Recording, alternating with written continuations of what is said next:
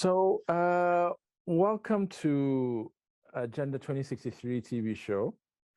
So basically, this is the only show in Ghana, the region continent, telling authentic stories about Africa's integration. And so we're very happy today to have you join us from Nairobi for an important conversation on, unpacking AfTA, especially with Kenya's perspective. So for example, I'd like to find out a bit from you, maybe what you've been doing, given your extensive background. Not everyone would have time to read your rich profile. So maybe you can just tell us briefly, Caroline, who you are and what you currently do. Thank you. Well, thank you very much. My name is Caroline Kosiom. I'm the head of trade policy and research at the Kenya National Chamber of Commerce and Industry. It's a membership-based organization with branches across the country. I myself have worked extensively in trade and policy. Before I joined the Chambers of Commerce, I was a policy analyst and a researcher with the State Department of Trade under the program for Trademark East Africa. So it is where then working under the trademark is when I joined to do mostly the policy work in regard to regional integration, and particularly how to support policy issues to address the tariff issues and access to markets, and as well as create a feedback mechanism between the private sector and the business and the government on creating a favorable environment for trading in the region. Before, I've worked extensively also as a financial analyst. So I'm an hybrid of both finance, research, and statistics. And now doing policy work is a whole combination of all that. My work basically at the chamber now is on ensuring that we provide value to business community within Kenya. And that is centered around creating value through advancing and ensuring that new markets particularly are taken advantage of. So with AfCFTA, it provides a very good opportunity for businesses in Kenya, because it's an opportunity to grow their market base. But it also provides a new challenge, because for a long time, most African manufacturing companies have not really been manufacturing as a whole. And now, because of the issues to do with rules of origin, we want to see to ensure that we meet all the requirements to trade within the region. So new opportunities, new challenges, but the new challenges, of course, have a greater opportunity, again, to address the long-standing issues of low productivity within the region, particularly on productivity enhancement. You find we still import a lot of raw material, or raw material is imported from here, processed, and then brought back. And now we want to see how we can be able to increase synergies for local productivity enhancement. The chamber has been partnering a lot with the government under the Ministry of Trade and Industrialization, and as well as development partners in ensuring that the sensitization of the members and the policy development processes are contributions for both from private sector. And so far, we've made a lot of progress, and we think that going forward, this is the African integration now is a great opportunity, and particularly having taken lessons within the East African integration process. Thank you very much for that background, and happy to know that Kenya is doing so much. I realize that Kenya may have felt a little gutted that they were not the ones that got the nod for the secretariat. Yes. But Kenya has a lot of international organizations, so I think it was always going to be quite difficult that probably the AfTA secretariat would also go there. But obviously, Kenya was one of the first countries to have also signed up and ratified the protocol, and alongside Ghana.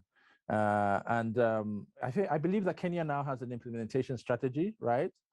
Absolutely, yes. Yes, which cannot compare with what a lot of the AU member states have at the moment, because I think some are still struggling to get an implementation strategy for AfTA. Was this the one done in 2021? Was it March? Was it last year? Can you tell us a little bit about the implementation strategy? Well, the implementation strategy is a national strategy for AfCFTA implementation, and it seeks to have a roadmap on how the sectors are going to participate in AfCFTA. So the strategy actually addresses all government sectors that play a key role, and it provides a SWOT analysis for each of those departments, their roles and what they need to do. And all that, including the private sector organizations, metrics for measuring performance, and also indicators for measuring progress, and reporting mechanisms for measuring challenges within the trade and also trade dispute resolution within the region. So it's just a domestication of the AfCFTA strategies within Kenya.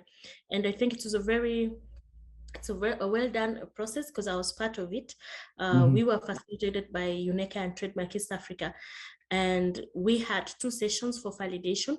And we would say that at least the stakeholder organizations now are prepared to implement AfCFTA, and they know their status quo and probably also the indicators as to the status of what they need.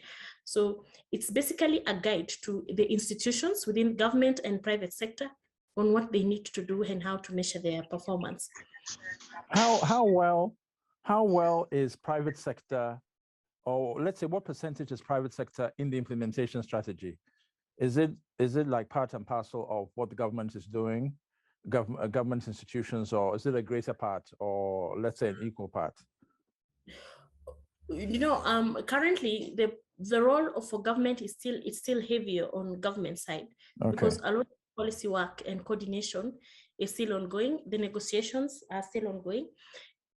But to a great extent, the business community were represented by the Kenya National Chamber of Commerce, the Kenya Private Sector Alliance, and Kenya Association of Manufacturers, and even for youth organizations.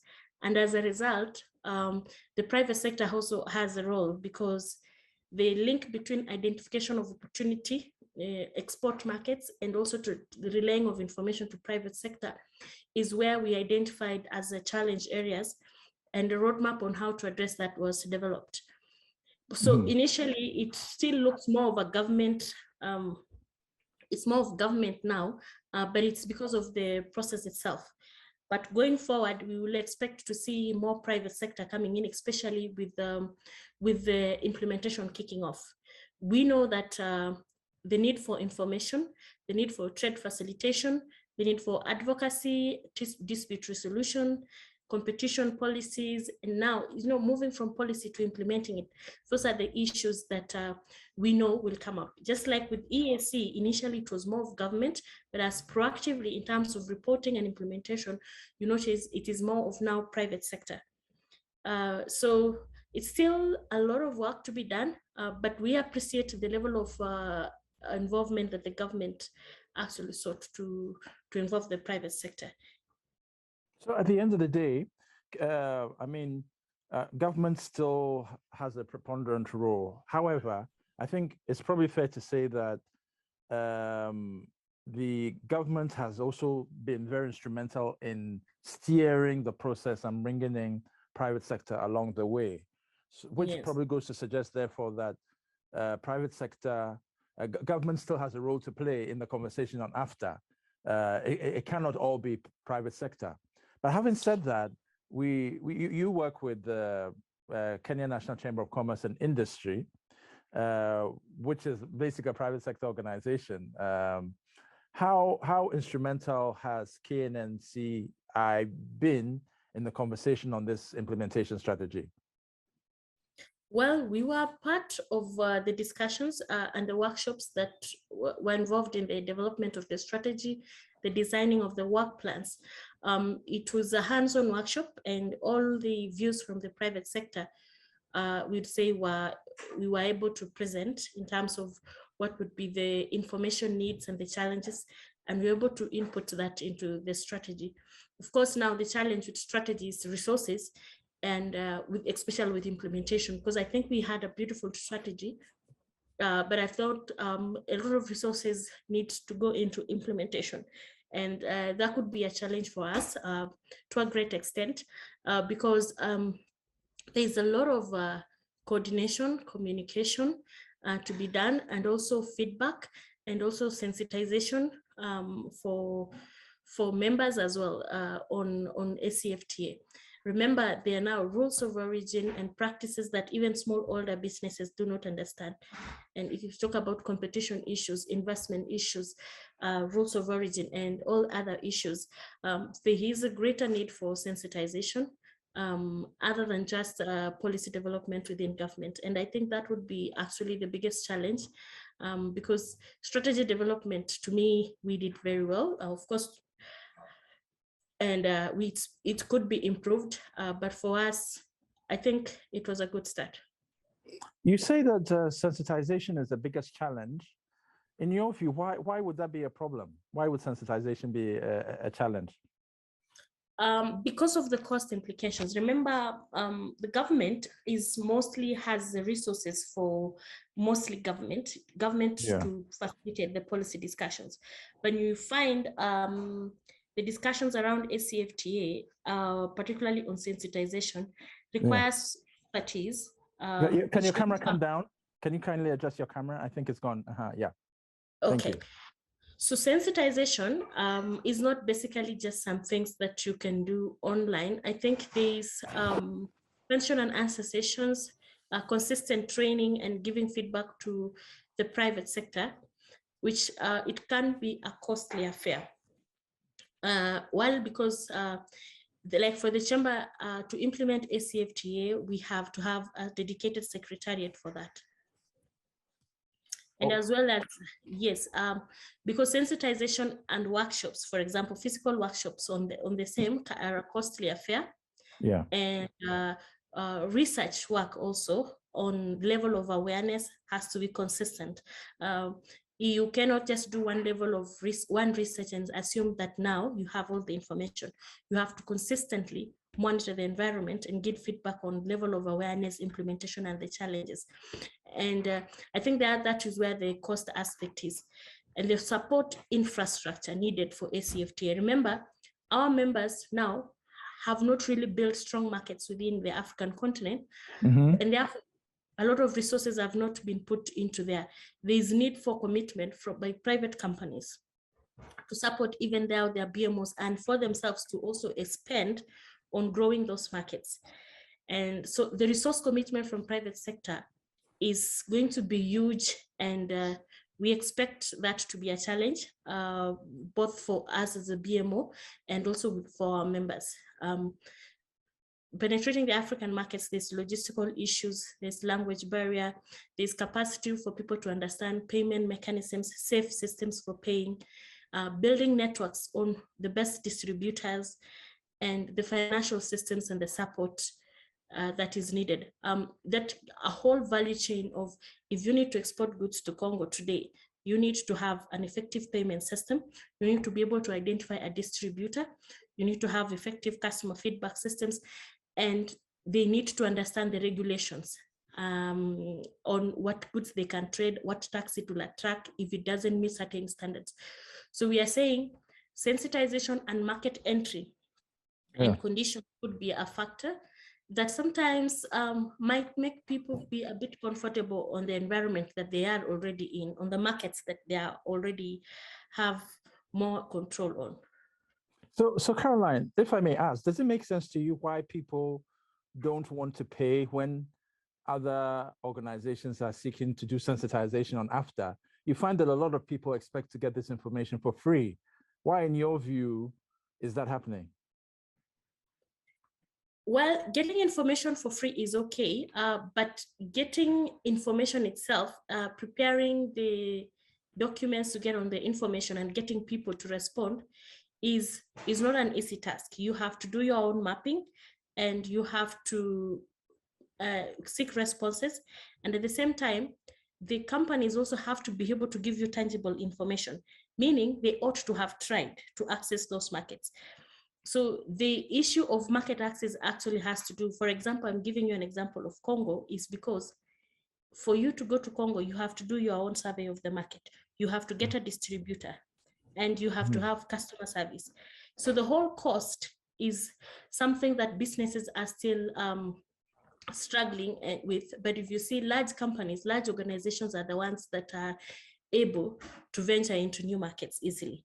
And I think that would be the challenge with the small and medium-sized organizations. Okay, so then I still come back to my question about you have the information. There are now a lot of groups that are doing sensitization on AfTA. Some feel they just simply set up a WhatsApp group and then they send stuff on AfTA and that's enough. Some go a bit further and then they begin to actually share reports on the status of AfTA. They also do occasional media, briefings and all these things. And yet you still find that people are not willing to, dig into their pocket to pay for such services. As someone who's seasoned in this, why do you think that should be happening? Or why do you think it is happening? I think the problem is with the mapping. Okay. If we don't invest a lot of time, not even resources, but time in doing in mapping, Yes. you are likely to give the wrong you're likely to give sensitization to groups that don't necessarily need training. You find we have a lot of business people in Kenya, but the very ones who would benefit from AfCFTA, the very ones that have the goods and the products and the interest, might not be necessarily the ones who are being trained.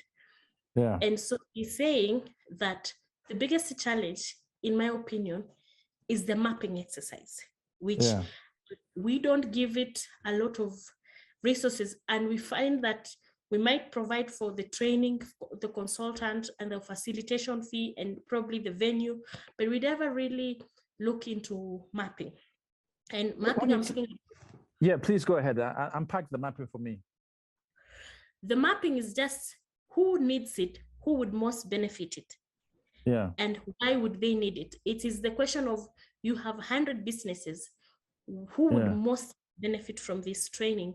And therefore, it implies that you probably have to do your pilot survey on the business community, including not limited to just your membership base, but you look at in terms of your economy. You look at what would be the areas of competitiveness for your economy, and then you look into which products would best be exported to which country at what competitiveness. It is therefore then you look at who would be the most ideal exporter for this product. If it is agro-processing, now you start now looking for those companies. But if you just do blasting of information, and a lot of interest, for example, comes from the lawyers would be interested because they want to understand the legislative environment, but that would not mean that they would be the direct beneficiaries. We would want, for example, traders.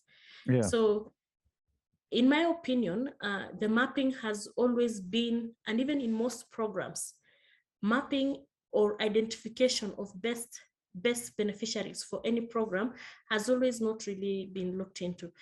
Time and resources should be allocated to just ensuring that the beneficiaries are actually evaluated before the commencement of sensitization programs. Okay, so there's even a number of stages that come before the sensitization. So it's not just a matter of the information is out there, then you begin to sensitize.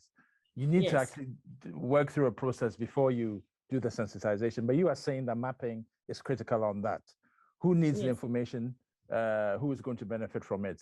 And I think it's at this stage that we come to the program from ODI, which I understand you handled very well.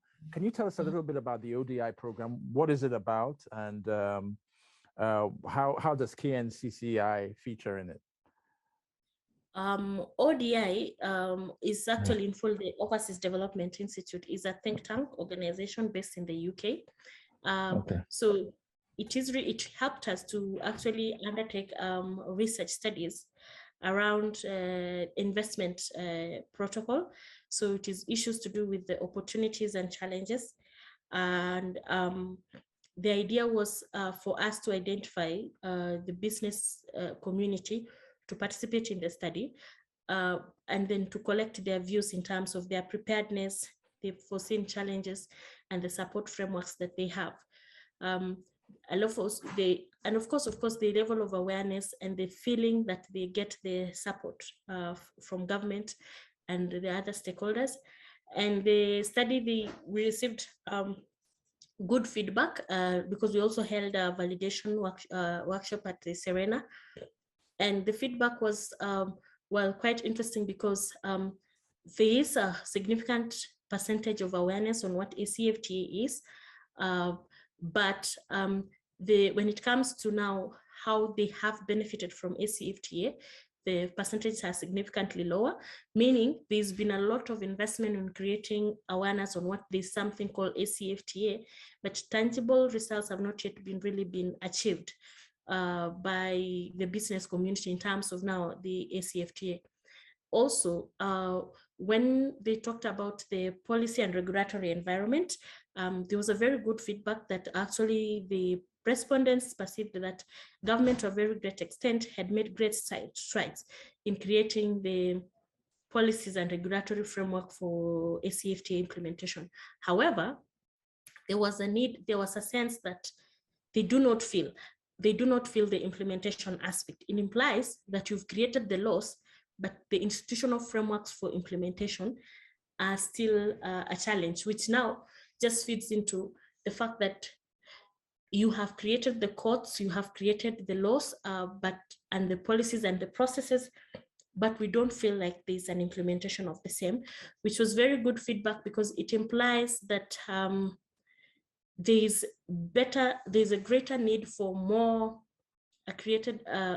feedback, more awareness, and as well as a support frameworks for both government and private sector in ensuring that there's actualization of AfCFTA, particularly on the investment options available and also the options for the business community in actualizing the promise of AfCFTA. There was to a very great extent dissatisfaction because they felt like policies are there, but implementation is a challenge. And at the same time, the government might not be consistent with its policies. What is on paper and what is happening, multiple regulations, challenges within, of course, compliance issues. And that one came out strongly. And there were proposals from the private sector on the need for harmonization because they foresaw the challenges that we could be having even within the region, within the AAC, when we initially started AAC, now being the problems now. Having multiple institutions doing standards checks, quality checks, regulatory frameworks, and lack of harmonization in terms of investor protection. For example, if you dissolve your company, if an organization you've been supplying in Ghana is dissolved, and what would be the procedure for dispute resolution, and how would the interest of the investor be being protected? That one, they felt like it wasn't very clear yet on how they could do that.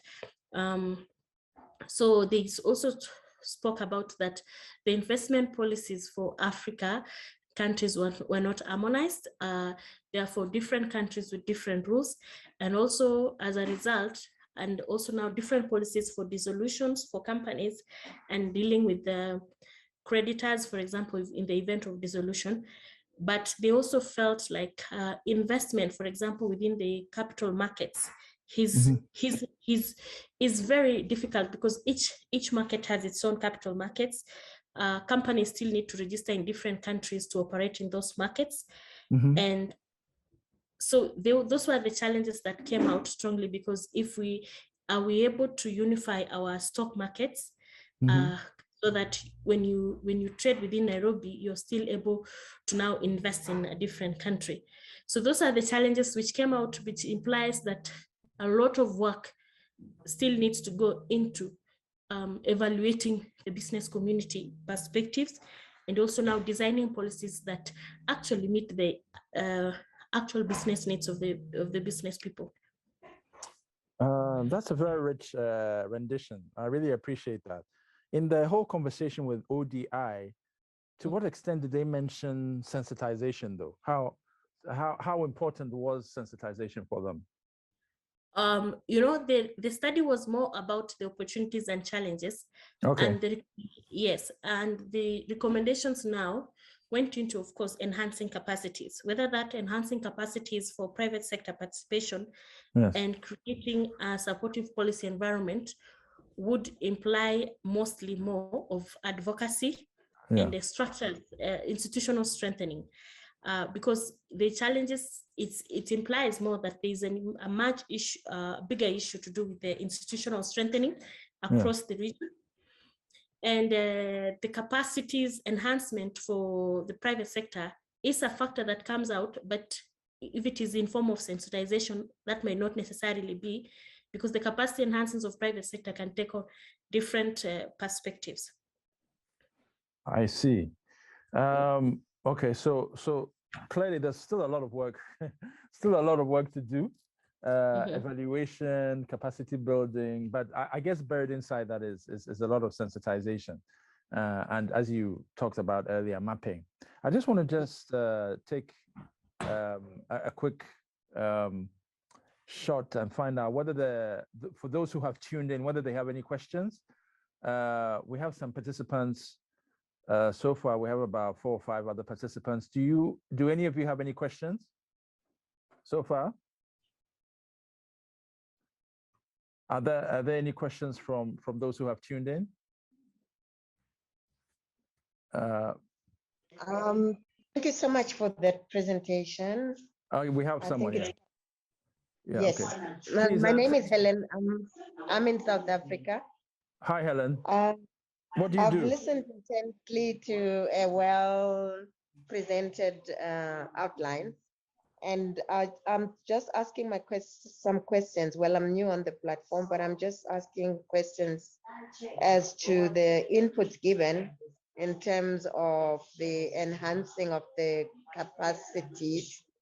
Who actually will take care of this? Is the government playing a role in supporting the awareness programs, or who is funding it and who is actually doing the implementation aspect? Okay, thank you for that. Helen, what do you do? How did you find us?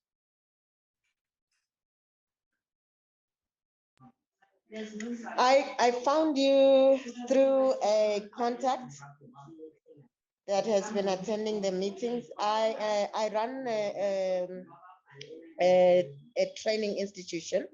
Okay. And Okay. So I do training largely, leadership training as well as the Technical Training Institute. All right. Thank you very much for your intervention. Caroline, you are free to respond, please. Well, that's a good question. The capacities enhancement for the private sector is going to take on a different 3 platforms. One, of course, is that if business people are in need of information, they could pay and attend the trainings on their own. Option 2, and actually it's not really an option because it's also the role of the government, because a lot of challenges has to do with compliance, understanding the policies and procedures. So a bit of commitment has to come from the government and also development partners, particularly when it comes to institutional strengthening and capacity enhancement. We believe that there is a strong commitment from the development world to finance the capacity enhancement and the feedback mechanism between private sector and government in all countries, not just within Kenya. So we really expect a whole at the 3-dimension financing from the private sector directly, from the government, and from the development partners. The question of now is what commitments to what percentages, we do not know, but what we, the private sector, can control is that we would like our members to be able to actually invest in acquiring information and building the capacities of their staff and management teams. But we are seeing signs of commitments from other development partners. We know that the African Development Bank, UNECA, and also UK Aid also committed a lot of resources to supporting the investment protocol within Africa. So maybe we will keep looking and see how best we can ensure that we have the requisite resources on the same. Okay. Thank you very much for that, Caroline. Are there any last minute questions? Just 1 minute before we begin to wind down. All right. So, Caroline, we really want to thank you for taking time out of your busy schedule to have a conversation with us.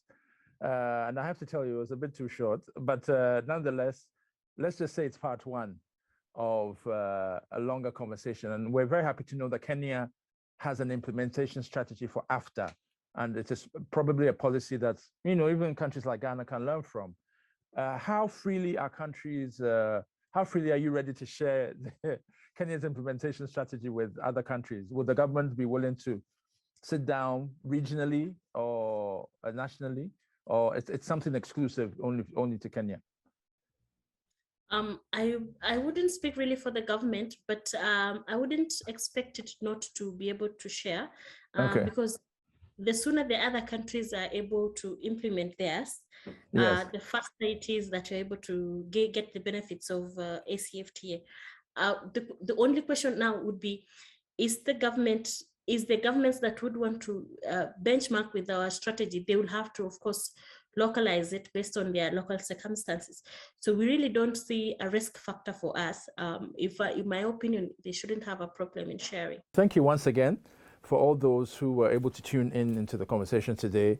Like I said earlier, we'll definitely have another conversation with Caroline Kosiom, who was a trade manager and expert at the Kenya National Chamber of Commerce and Industry, who has a lot to say about AfTA, what is happening, and how other countries also, like even Ghana, can learn from what Kenya is doing. So hope you have a great day. My name is Ike Bensa Jr. We hope to speak to you next time. Have yourself a great day, and goodbye.